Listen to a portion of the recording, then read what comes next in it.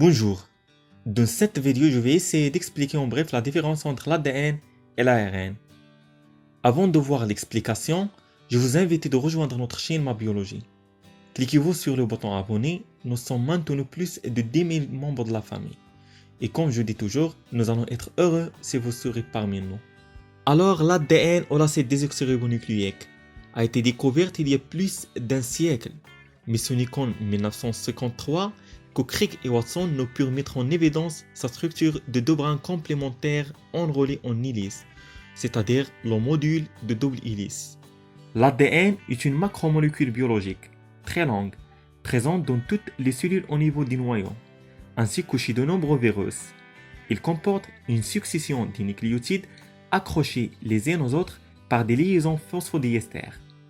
L'ADN est le support universel de l'information génétique, permettant le développement, le fonctionnement et la reproduction des êtres vivants.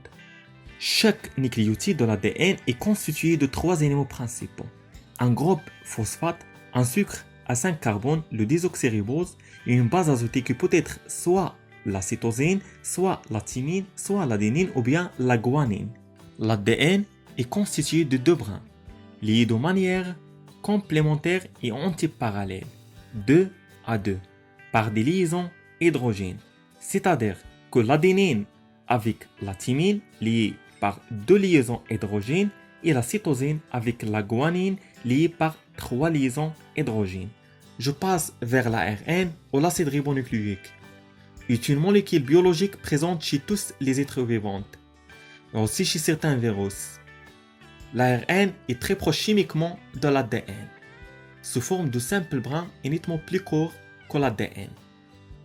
Il est constitué d'un enchaînement de nucléotides, adénine, cytosine, guanine, uracile, reliés entre eux par des liaisons phosphodiester. Il est d'ailleurs en général synthétisé dans les cellules à partir d'une matrice d'ADN, dont il y a une copie.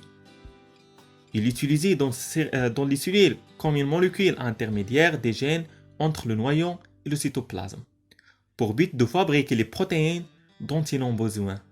Il existe de nombreuses familles d'ARN, dont chacune possède une structure ou une fonction particulière.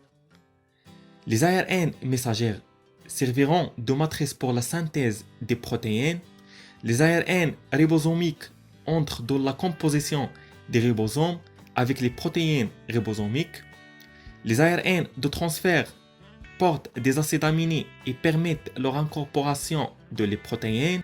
Les ARN interférentes régulent l'expression des gènes en ciblant la dégradation des ARN messagères spécifiques en inhibant la traduction des protéines. Finalement, je vous laisser avec ce tableau qui résume les principales différences entre ces deux magnifiques molécules. Merci et à bientôt.